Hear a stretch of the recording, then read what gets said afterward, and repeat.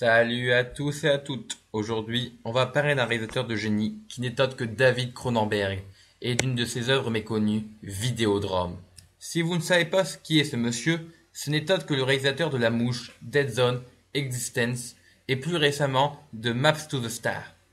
Pour moi, Vidéodrome est un film important à voir pour comprendre le sens des films de Cronenberg. Comprenez bien, si vous avez déjà vu La Mouche, c'est un très bon film. Mais ayant regardé des films comme Vidéodrome ou Existence, vous pouvez comprendre la vraie profondeur de l'œuvre. Je vais vous raconter l'histoire de Vidéodrome rapidement. Max Rhyn dirige une chaîne pornographique et cherche un programme plus hard, et tombe par hasard sur une émission s'appelant Vidéodrome, mettant en scène des scènes de torture porn vraiment réalistes. Il va essayer de signer un contrat avec cette société et va tomber sur quelque chose de beaucoup plus dangereux. Vidéodrome est le genre d'émission qu'il ne faut pas toucher. Ce n'est absolument pas pour le grand public. Dans le cas là, 83, c'est trop petit pour être grand public. Même peu de monde, c'est encore trop. Le film va reposer toute sa trame scénaristique sur cette émission mystère Vidéodrome. On va avoir droit au sujet préféré de Cronenberg à l'époque des années 80, qui n'est autre que la transformation des corps.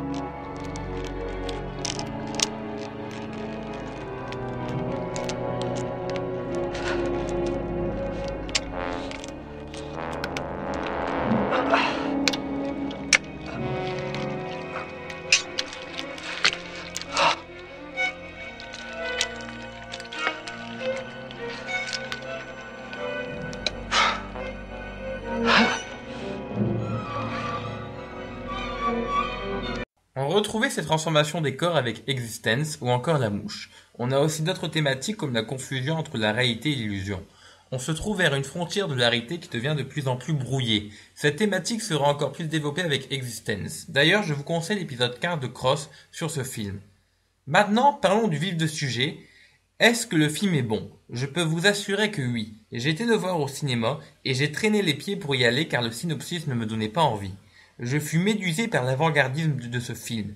Il nous montre les problèmes apportés par notre façon de consommer les médias et nous met face à ses limites. Vidéodrome est vraiment pour moi une œuvre que tous les personnages fans de Cronenberg doivent regarder car elle est digne d'être un film culte. Elle traite de sujets ayant une réalité profonde. Je ne veux pas vous spoiler en vous dévoilant trop de choses sur l'histoire, mais n'hésitez pas à découvrir un film qui va vous faire frissonner. On pourrait discuter. Croyez-vous que les émissions qui sont érotiques et violentes conduisent à la désensibilisation, à la déshumanisation? Allez, d'accord. L'écran de télévision est devenu par force la rétine de l'œil de l'esprit. Soyez gentil, n'insistez pas. Oui, C'est pourquoi je refuse de venir en personne sur un plateau de télévision. Et bien sûr, Oblivion n'est pas mon vrai nom. C'est mon nom de télévision. Vous êtes beaucoup plus joli. Bientôt, chacun de nous sera obligé de changer de nom. Ces nouveaux noms seront destinés à résonner dans le tube catholique. Vous pourriez apprendre beaucoup de choses, vous croyez pas? oui. Vous avez sûrement raison. Niki, Max Rhyn est-il une menace pour la société? Pour la société, ce n'est pas sûr. En tout cas, pour moi, certainement.